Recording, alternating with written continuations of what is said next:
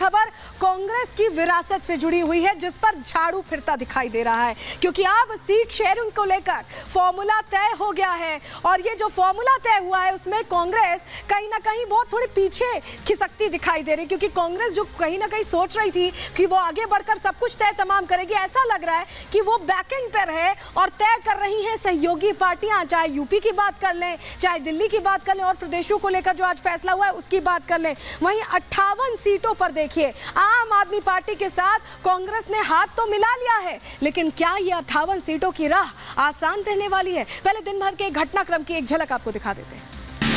आम आदमी पार्टी और भारतीय राष्ट्रीय कांग्रेस सभी जगहों पर हम मिलकर चुनाव अभियान में शामिल हो गए। हमारा परिवार इन्वॉल्व है तो ये सीट कांग्रेस के पास ही रहेगी, बट जब ये खबर सुनने में आई बहुत नाराज हुए थे लोग। ये गठबंधन नहीं है, ये है ठगबंधन, क्योंकि ये मिलकर जनता को ठगना चाहते हैं। इंडिया गठबंधन में एक मल्टीपल स्टेट्स की सीट शेयरिंग की घोषणा हुई है। इंडिया गठबंधन इन सारे राज्यों में मजबूती से चुनाव चोर चोर मोह शेरे भान, और यही हो रहा है अब दिल्ली में आम आदमी पार्टी और कांग्रेस के बीच। दोनों पार्टियों का फैसला है, मजबूती से लड़ेंगे, इकट्ठे होकर लड़ेंगे, फायदा होगा दोनों को। ये जो बेजोड़ गठबंधन है इससे क्या लाभ मिलेगा, लेकिन हाँ ये जरूर दर्शाता है कि घुटना टेक राजनीति किसको कहा जाता है। भारतीय जनता पार्टी के जो कैलकुलेशन और जो भी इन्होंने अपनी रणनीति बनाई थी वो सारा इस अलायंस के बाद से उलटफेर हो जाएगा।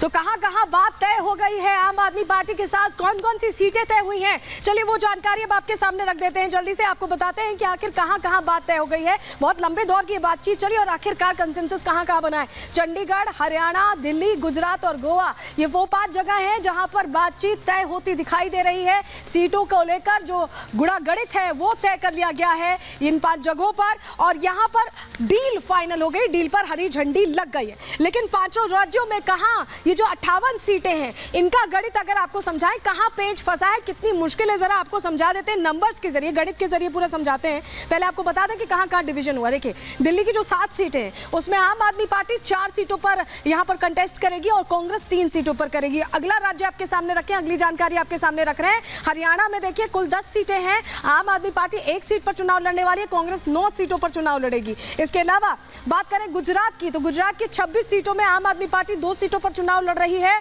कांग्रेस 24 सीटों पर चुनाव लड़ने वाली है। गोवा में 2 सीटों पर आप नहीं लड़ रही है चुनाव आम आदमी पार्टी, और कांग्रेस 2 सीटों पर चुनाव यहां पर लड़ेगी। लेकिन पंजाब को लेकर अभी भी कोई इनका रास्ता तय नहीं हो पाया है, बात नहीं बन पाई है। लेकिन 5 राज्यों की अगर हम बात कर लें तो फिलहाल साथ आने के बाद भी कोई बहुत फायदा होता नहीं दिख रहा है, क्योंकि कम से कम नंबर्स यही बता रहे हैं, जो गुणागणित है वो यही बता रहा है कि किस तरह से साथ आने के बाद भी बहुत इफेक्ट वोटर जो प्रतिशत है वो बता रहा है, जो वोट प्रतिशत है वो बहुत ज्यादा बदलता नहीं दिख रहा है। तस्वीर क्यों हम कह रहे हैं, जानकारी आपके सामने चलिए जल्दी से रख देते हैं। देखिए आपके सामने आंकड़ों के जरिए आपको बता रहे हैं। दिल्ली की सबसे पहले बात कर लेते हैं। बीजेपी 7 सीटों पर चुनाव जीती थी, 56.9% वोट उस वक्त मिले थे, वोट प्रतिशत बता रहे हैं। और कांग्रेस और आम आदमी पार्टी का वोट प्रतिशत अगर आप देखें तो 40.8, करीब 16% कम है 2019 के आंकड़ों के हिसाब से। हरियाणा की चलिए अब बात कर लेते हैं। 10 सीटें हैं, इसमें 58.2% वोट बीजेपी को मिले थे परसेंटेज के लिहाज से,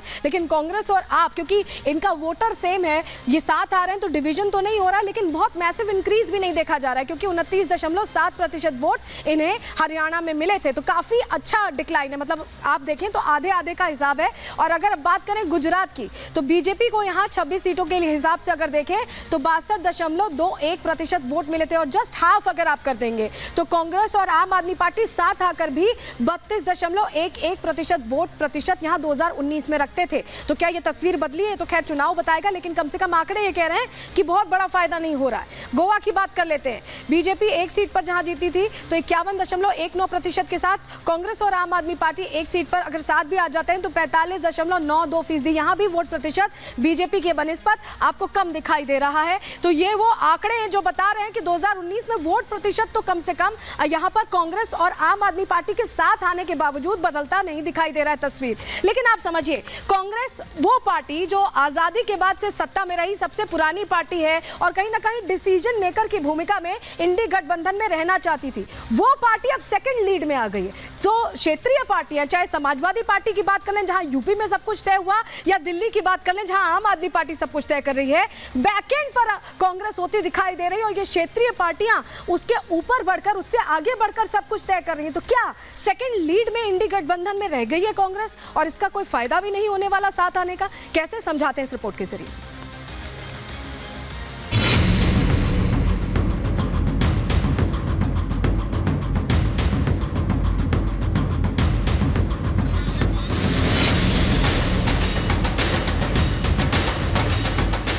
देर से ही सही, लेकिन इंडी गठबंधन के दोनों दल कांग्रेस और आम आदमी पार्टी के बीच सीटों का बंटवारा आखिर 5 राज्यों में हो ही गया।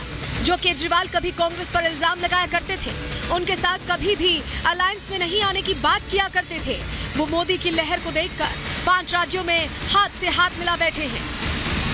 उत्तर प्रदेश में समाजवादी पार्टी से गठबंधन करने के बाद उसी साइकिल पर सवार होकर कांग्रेस दिल्ली की तरफ बढ़ी और आम आदमी पार्टी के साथ कुल 5 राज्यों में सीट शेयरिंग का फॉर्मूला तय कर लिया।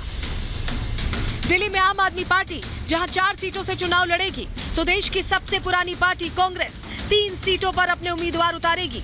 कांग्रेस और आम आदमी पार्टी के एक होने से दिल्ली की 7 लोकसभा सीटों पर मुकाबला रोचक हो सकता है।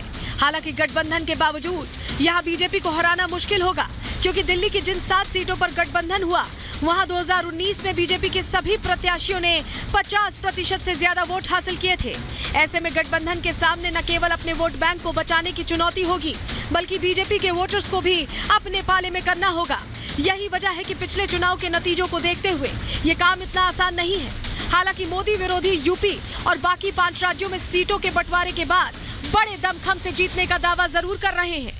समाजवादी पार्टी बधाई देती कांग्रेस को, आम आदमी पार्टी को भी। उत्तर प्रदेश से जो संदेश गया था वो पूरे देश में गया है। आने वाले समय में इंडिया गठबंधन में और दल शामिल होंगे, सब मिलके भारतीय जनता पार्टी को हराएंगे। आम आदमी पार्टी और कांग्रेस मिलकर लड़ रही है, 4 पे वो है, 4 पे हम है। 8 की 8 सीटों पर भाजपा 0 होने जा रही है।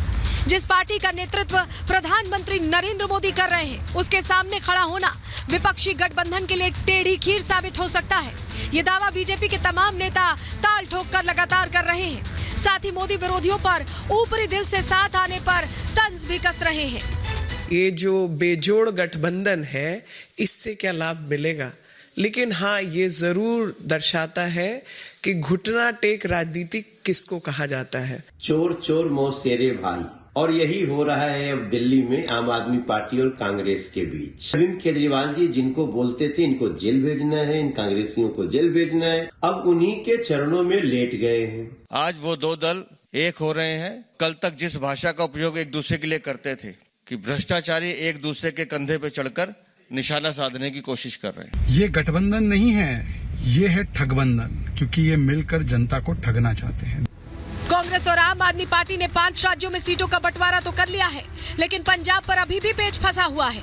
5 प्रदेशों में गठबंधन के ऐलान के बाद भी आपने साफ कर दिया है कि वो पंजाब में अकेले चुनाव लड़ेगी। यानी भगवंत मान ने जो कहा था, पार्टी उसी स्टैंड पर क्लियर खड़ी है।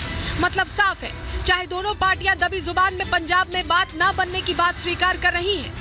भारतीय जनता पार्टी के जो कैलकुलेशन और जो भी इन्होंने अपनी रणनीति बनाई थी, वो सारा इस अलायंस के बाद से उलटफेर हो जाएगा। पंजाब की विशेष परिस्थितियां हैं, वो मेरे से बेहतर आप अच्छे से समझ सकते हैं, और उन परिस्थितियों को देखकर ये फैसला किया गया है कि वहां पर दोनों राजनीतिक दल या अलग अलग से चुनाव लड़ेंगे।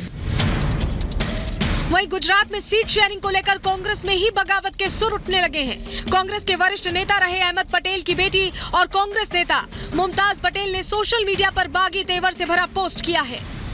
गुजरात में कांग्रेस 24 लोकसभा सीटों पर चुनाव लड़ेगी, तो आम आदमी पार्टी को 2 सीटें भरूच और भावनगर दी गई हैं।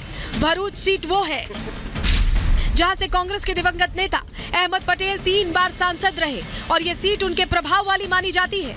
हालांकि भरूच सीट पर कांग्रेस लंबे समय से जीत नहीं पाई है और आखिरी बार साल 1984 में कांग्रेस को इस सीट पर जीत मिली थी। ऐसी चर्चाएं हैं कि इस बार चुनाव में भरूच सीट पर मुमताज पटेल दावेदारी पेश कर रही थी। यही वजह है कि भरूच सीट गठबंधन के तहत आपके खाते में जाने पर मुमताज पटेल और फैसल पटेल ने नाराजगी जताई है। मेरे पार्टी वर्कर्स और मैं इस बात से खुश तो हैं ही नहीं और हम चाहते हैं कि ये डिसीजन नहीं होता है। फिलहाल भरूच सीट भाजपा का गढ़ है और यहां से भाजपा के मनसुख वसावा 6 बार जीत दर्ज कर चुके हैं। आपको लगता है कि वो भरूच से भाजपा को हरा सकते हैं? ऐसे में गठबंधन के तहत आम आदमी पार्टी ने भरूच सीट पर खुद चुनाव लड़ने का फैसला किया है, लेकिन बीजेपी ने साफ कर दिया है कि इससे कोई फर्क पड़ने वाला नहीं है।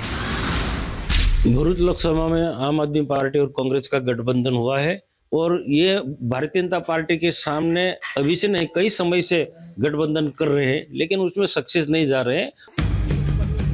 साफ है, गुजरात में आप और कांग्रेस के साथ मिलकर लड़ने से बीजेपी को ज्यादा नुकसान होता नहीं दिख रहा है। हालांकि इस गठबंधन से बीजेपी को हरियाणा में कुछ नुकसान हो सकता है। गठबंधन के चलते यहां आमने सामने का मुकाबला होगा, साथ ही वोट बंटने की गुंजाइश भी खत्म होगी। विपक्ष को देश में जो है समाप्त करने की और संविधान को समाप्त करने की जो एक बीजेपी की जो एक कोशिश हो रही है देश में, वो मैं समझता हूं कि उस बात को देखते हुए कांग्रेस और आम आदमी पार्टी ने गठबंधन का फैसला किया है। कुल 138 सीटों के बंटवारे को देखकर बीजेपी सीधे शब्दों में कह रही है कि चाहे बात यूपी में सपा से गठबंधन की हो या दिल्ली की, क्षेत्रीय पार्टियों के सामने कांग्रेस छोटा भाई बनकर रह गई है। कांग्रेस पार्टी अब कई राज्यों में वहां के स्थानीय पार्टियों से अपने आप को कम मजबूत समझती है, इसीलिए कम सीट ले रहे हैं। 24 के चुनाव में एक तरफ मोदी है जो देश के विकास को बढ़ाने की राह पर चल रहे हैं, दूसरी तरफ विपक्ष है जिसका एजेंडा ही देश नहीं बल्कि मोदी को हराना है।